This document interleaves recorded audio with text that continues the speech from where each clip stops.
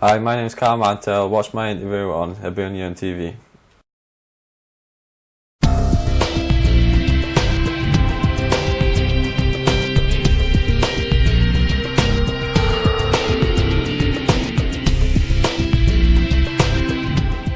Calum, congratulations on agreeing a new contract here. You're second in the professional ranks with Hibernian. What's your reaction to that piece of news, please? Yeah, it was good. The reason I went out on loan last year was to try and get a new deal this year. So glad I went out on loan, played over 50 games last season and ended up doing really well. So yeah, it was good to agree a new contract. It took a bit of a while, but I'm glad to get it all sorted now. So it was, yeah, pleased, really pleased. Obviously, you're a product of the Hibs Academy, but you don't obviously have an Edinburgh accent. What's your background in the game? When I was about 14, ended up going for a 6-week trial at Swansea. Didn't really work out. About 2 or 3 weeks later, I had a phone call from Cardiff that wanted to take me on trial. Ended up going there for 8 months, but down in England you missed a year out for under 16, so there was a year no football. So then I ended up going to Swindon for 2 years, signed there, and then stayed there for another year. And then I had a phone call out of the blue saying, do you want to come up to Scotland for a trial? And then ended up going Motherwell, and then I come to Hibs, and I end up really enjoying the training facilities, the training, and then end up picking Hibs over Motherwell, and I was basically signed a 2-year contract then under John Hughes.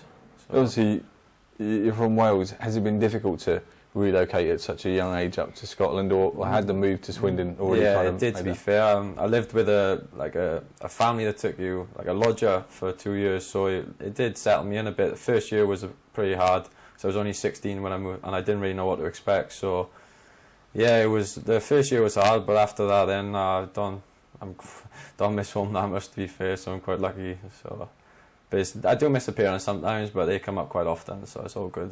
Good. Enjoy it up here. Good. In terms of obviously progress, last year you made a huge amount of progress with your loan club in Stirling. You captained the team. You were crowned their Player of the Year. Obviously, the team didn't enjoy a huge amount of success, but how beneficial do you feel that was overall? Oh, definitely. It'll be a season I probably won't forget from my whole career, because it was my first one. It was the most difficult one. It was a young team, so it was hard work, but it benefited me so much, just playing games week in, week out, getting my confidence out, making mistakes, which you need to do. You learn from them. That's the only way you'll improve as a keeper. But now, as the season went on, I just grew with confidence, and then hopefully, if I get a chance this year, I could take it and just go from there then.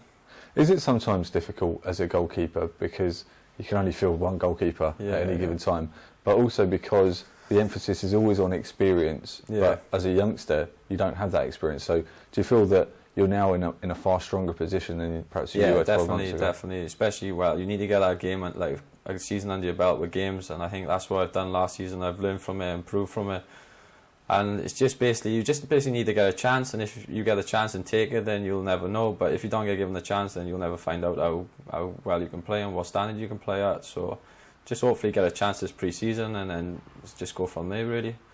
You mentioned obviously opportunities pre-season. Just before Ben Williams arrived, you were penciled in to play, weren't you, to start against Rapid Bucharest? Were you the most disappointed person? Yeah, I thought my chance would have went, to be honest. I didn't think, like, I ended up, if Mark Brown signed again, then I thought I'd be going back out on loan. So, but it was good to get a run out then against East Fife, and then hopefully if I can get a game on this pre-season tour, and then just go from there and then see what the season brings.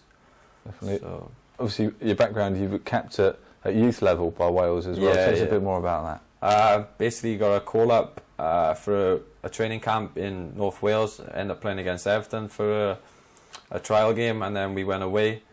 I think it was Malta away, which was a good experience as well, going away. I didn't really get a game over there, but it was just good to get away and be a part of it and see what it was like. But hopefully now I can get another call up pretty soon, and then just see where it goes from there. So what are you hoping to do, obviously, to make your first team bow for Hibs, I presume, is your first goal? Yeah, definitely. Even if I could get if I don't start, or I get a couple of cup games under my belt, and I just want to play for Hibs. I've been here for like 2 years, and I just want to get a first team game under my belt, and then just see what I can do. So hopefully I get a chance this year. But obviously, if it was explained to you that maybe another loan deal would be of benefit, but obviously at a high level, perhaps in the basement division, would you perhaps? Yeah, I'd be happy. I just want to play football at the end of the day. If it's being second choice and being involved, then a great experience. But if I'm third choice and going out on loan, I'd be happy to do that as well and get another year of football under my belt, which will improve me again. So, and then hopefully I'll come back next year and I'll be ready again to go again next year. So, just basically see what happens, and I'll just take whatever comes.